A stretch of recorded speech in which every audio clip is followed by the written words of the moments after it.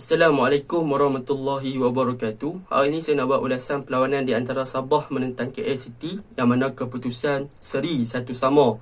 KL City gol dijaringkan oleh pertahanan Sabah sendiri, iaitu Randy Bahroh. Gol Sabah dijaringkan oleh Levi Madinda, yang mana sebelum ini telah tamat kontrak tetapi telah disambung semula, dan pada game semalam menjadi wira selepas kontrak disambung. Okey, kita masuk dalam ulasan perlawanan. Saya akan mulakan dengan kekuatan dan juga apa yang saya suka tentang pasukan Sabah. Yang pertama yang saya suka adalah mengenai Risto di bahagian pertahanan tengah Sabah, yang mana semalam kita dapat lihat Risto beraksi dengan sangat cemerlang dan mempunyai work rate yang sangat tinggi. Beliau bermain dengan bersungguh-sungguh di bahagian pertahanan Sabah. Beliau dengan Rawisan Batul bekerja keras untuk memastikan bahagian pertahanan Sabah tidak dibocori oleh KL City, pemain-pemain KL City. Tambahan pula, Risto ni dia adalah pemain yang paling rajin dalam padang di bahagian pertahanan. Apabila beliau banyak untuk cover ataupun menutup ruang-ruang kosong yang ditinggalkan oleh pemain seperti Nazirul Naim, ketika Nazirul Naim naik untuk menyerang, beliau lambat sikit untuk turun ketika bertahan. Risto lah orang yang cepat untuk cover tempat Nazirul Naim ketika KL City buat counter attack. Jadi benda tu memang sangat ketara lah. Risto bermain dengan cover space rakan sendiri, teammate sendiri yang tinggalkan ruang kosong. Ketika di counter, Risto buat intercept, Risto tackle, Risto bermain dengan sangat cemerlang di bahagian pertahanan pada perlawanan semalam. Itu yang pertama. Yang kedua, apa yang saya suka adalah di bahagian midfield, iaitu gandingan Syukri Baharun dan juga Levi Madinda, yang mana bagi saya dua player ni adalah memberi kestabilan di bahagian tengah Sabah, yang mana Syukri Baharun lebih bertindak kepada untuk membantu pasukan Sabah ketika bertahan ketika diserang oleh KL City, manakala Levi Madinda adalah player yang akan menjadi ataupun lebih memfokuskan untuk membantu bahagian hadapan pasukan Sabah ketika menyerang. Dan perkara tu memang kita boleh nampak pada perlawanan semalam.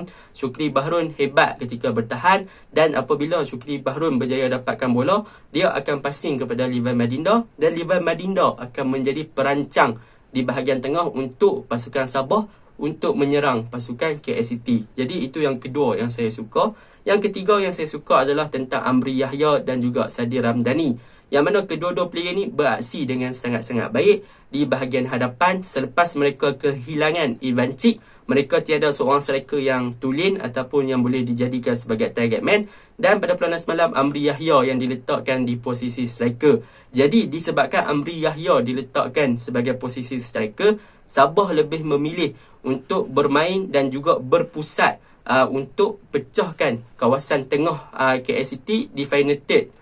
KL City adalah di kawasan tengah, yang mana Sabah tidak lagi bermain di bahagian kanan dan juga kiri. Sebaliknya mereka lebih fokus untuk lambungkan bola kepada Amri Yahya di belakang pertahanan KL City. Itu yang saya suka, yang mana peranan Sadir dan juga Amri memang sangat bagus. Sadir dengan mudahnya boleh pecahkan pertahanan tengah KL City dengan sangat baik. Amri Yahya pula berjaya untuk cari kedudukan kosong di belakang pertahanan dengan sangat baik. Kita boleh lihat ada 2 ataupun 3 peluang Amri Yahya dapat. Kita boleh lihat beberapa peluang yang Amri Yahya dapat adalah berpunca daripada hantaran di bahagian tengah, yang mana hantaran dibuat di belakang pertahanan, dan Amri Yahya punya positioning ketika itu sangat-sangat tepat. Tetapi sayang, percubaan yang dilakukan agak mudah ditangkap oleh goalkeeper KL City, Kevin Ray Mendoza. Itu yang saya suka tentang pasukan Sabah. Okey, kita masuk dalam kelemahan pasukan Sabah. Kelemahan pasukan Sabah yang pertama adalah di bahagian kiri, iaitu di bahagian pertahanan kiri mereka, Nazirul Naim. Yang mana semalam Nazirul Naim bermain agak lambat untuk cover balik space ataupun tempat yang ditinggalkan sekiranya beliau naik atas untuk membantu bahagian serangan dengan melakukan overlapping. Disebabkan itulah KL City berjaya untuk melakukan serangan di bahagian kiri Sabah dengan sangat banyak. Sebab apa? Sebab Nazirul Naim ni lambat untuk cover space yang ditinggalkan sekiranya dia naik untuk bantu bahagian serangan. Tetapi nasiblah coach Sabah, Kurniawan, sedar perkara itu. Di second half, Kurniawan membawa keluar Nazirul Naim dan meletakkan Atolinus sebagai left back balik, dan perkara tu telah menyebabkan KL City dah tak boleh nak attack belah kiri Sabah dengan banyak seperti mana di first half. Kalau kita lihat kelemahan ni juga kelemahan Nazirun Naim ni juga adalah punca kepada gol pertama pasukan KL City yang dijaringkan oleh Randy Baharul. Tu yang perlu, tu kelemahan pertama lah pasukan Sabah. Kelemahan kedua pasukan Sabah adalah mereka tiada seorang striker tulen. Bila tak ada seorang striker tulen, mereka terpaksa ubah corak untuk menyerang.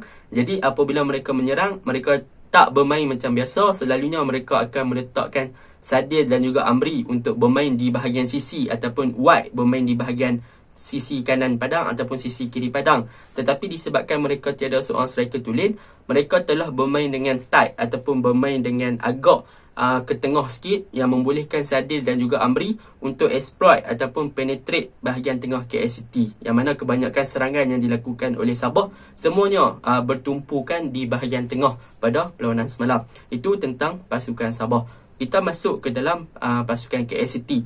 Apa yang saya suka tentang pasukan KL City adalah di bahagian midfield mereka, iaitu gandingan Zafri Yahya dan juga Kenny Paraj, yang mana dengan kemasukan Kenny Paraj selepas transfer window hari itu telah membolehkan Zafri Yahya untuk bermain sebagai attacking midfielder dengan sangat baik. Sebelum ni kalau kita lihat, Zafri Yahya dia tak suka sangat nak naik atas, yang mana beliau lebih suka untuk berada sahaja di bahagian tengah, disebabkan peranan beliau sebelum ni adalah seperti Akram Mahinan.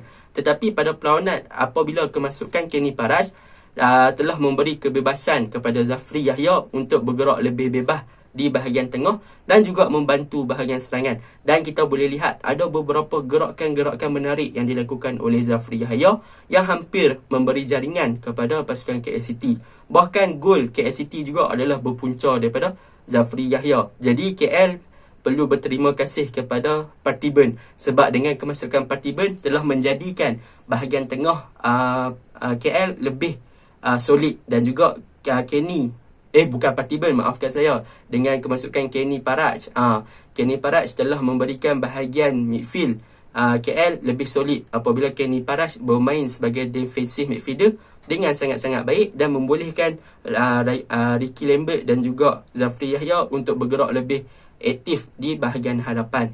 Kiranya Zafri Yahya ni nampaknya dia dah mula selesa dengan position ataupun ataupun orang panggil apa, tempat yang dia duduk sekarang tu, position yang dia duduk sekarang tu, dia dah mula selesa, dah mula serasi.